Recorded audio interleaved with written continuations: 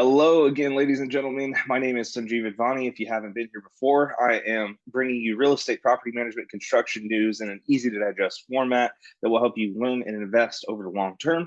Today, we're going to be talking about national retailers and how they select tenants and how that can affect your actual residential rentals as well. So today we're going to be going into how these people, as far as national tenants or national retailers, select their tenants, right? Because the big thing is that not all tenants are made the same, right? So you have tenants who are going to be working at the lower income spectrum. You have tenants that are going to be working at the higher income spectrum. You have tenants who are in transition between those two. You have tenants who need more space because their family is getting bigger. Have tenants who need more, or excuse me, less space because their family is growing up, so to speak, right? And so that essentially is going to be another kind of factor, right? And so essentially what we want to do, or what these national retailers are doing, is they're looking at, well, if I'm going to open a mall in a specific store, then where exactly can, or excuse me, a mall in a specific state, where exactly can I get the highest quality tenant that's going to pay me the most amount over time? And so they're focused on the actual income being very stable. They're focused on the income being high, and they're focused on basically having somebody who's planning on staying for a very long time, right? And so essentially, if you have those factors, that provides for a very good rental. And the thought process then is, okay, well, if we know that those are the factors that provide for the best rental, why don't we just use that for the residential sector and go ahead and apply that to our investing as well? So what we can do is then essentially what we have to know is, well, who exactly are we trying to go after? Are we trying to go after the people who are going to give us higher margins, but they may have higher maintenance, they may have lower incomes, they may leave a lot quicker than other tenants? Are we going after the market where these people have higher incomes, they can afford to leave the property, they may stay a little bit longer, but they also can afford to leave the property, and so they choose to, right?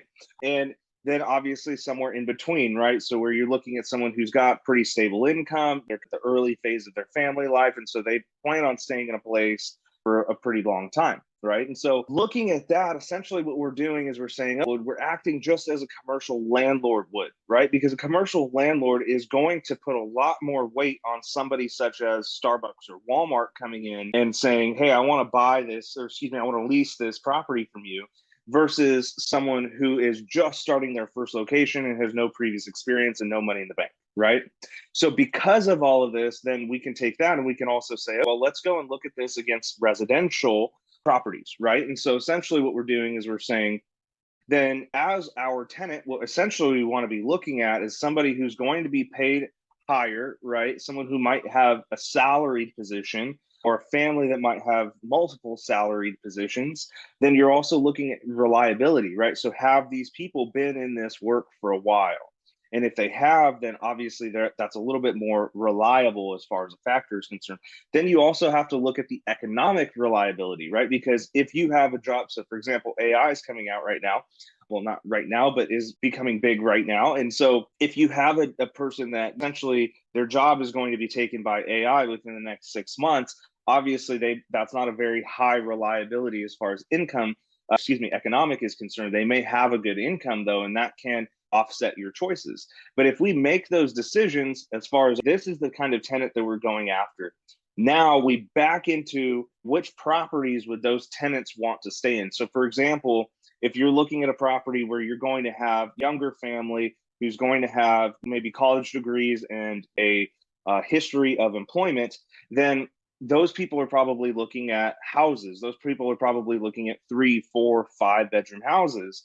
And they're probably looking in neighborhoods that have good school districts. And so now you can start to look at, well, this is what these people are looking for. This is where I feel I'm going to have the best quality of tenant.